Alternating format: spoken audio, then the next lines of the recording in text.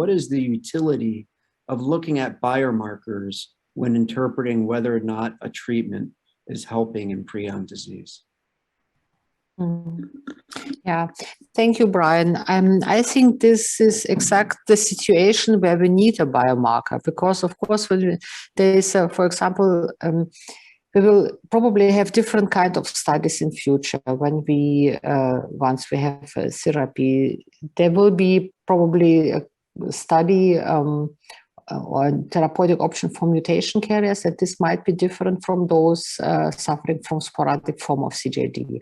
Also, in the study design, we need to acknowledge this, that yeah, these are just different settings, how to plan this type of study. And the situation with mutation carriers is, of course, that we need some objective criteria when the disease starts. And everyone knows that there is not a clear starting point. There is always a kind of a gray zone when the clinicians are not really sure that the disease already is going on, or, you know, like in our patient I presented to you, we were really not convinced that this was already the beginning of fatal familial insomnia. And for this, we need some objective criteria. This could be the MRI when we see changes, but this could be also a biomarker. And of course, a biomarker, preferably in blood samples, is a tool to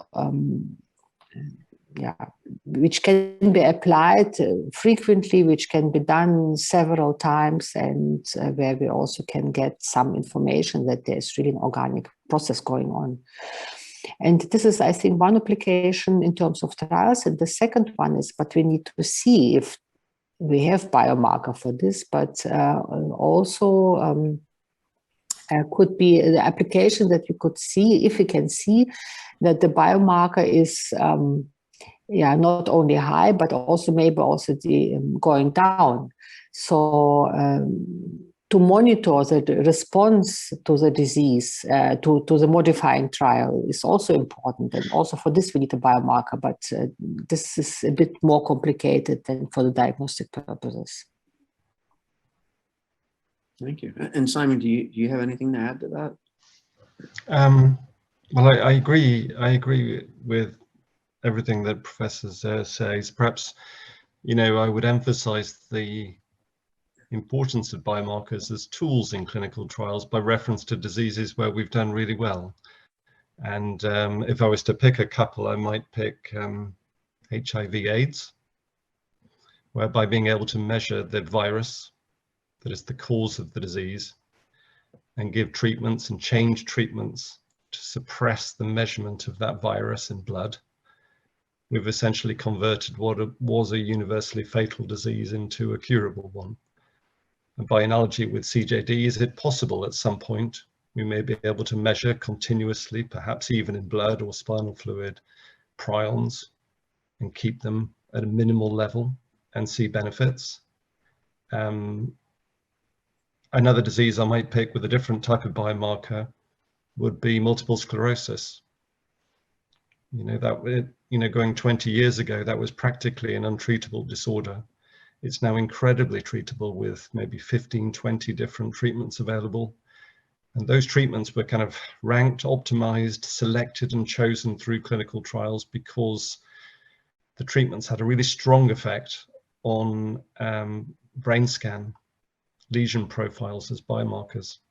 And you know, that's another illustration, a different type of biomarker, of course, and neurofilament light looks really good in multiple sclerosis as well. But I think historically, the rapid progress in that disease was seen through the use of an imaging biomarker. So I think two examples of diseases where we've seen the kind of progress we'd really love to see in CJD transformed by the use of biomarkers.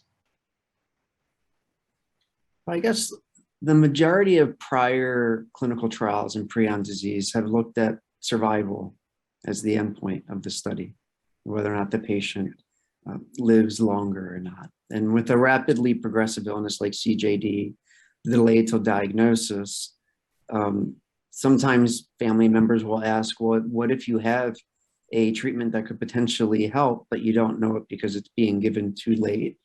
Is that something that biomarkers might be able to help with?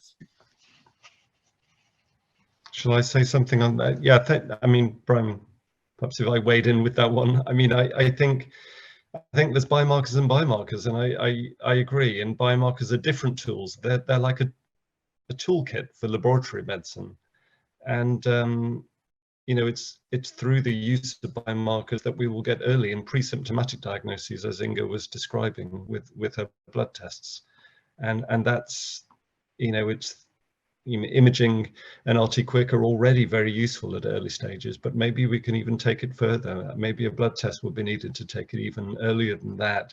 One that could be used at the very first suggestion that there might be a rapidly progressing cognitive disorder, you know, even in primary care. You know, I know this might sound fanciful, but, you know, we're going to get there really at the very earliest opportunity with an intervention.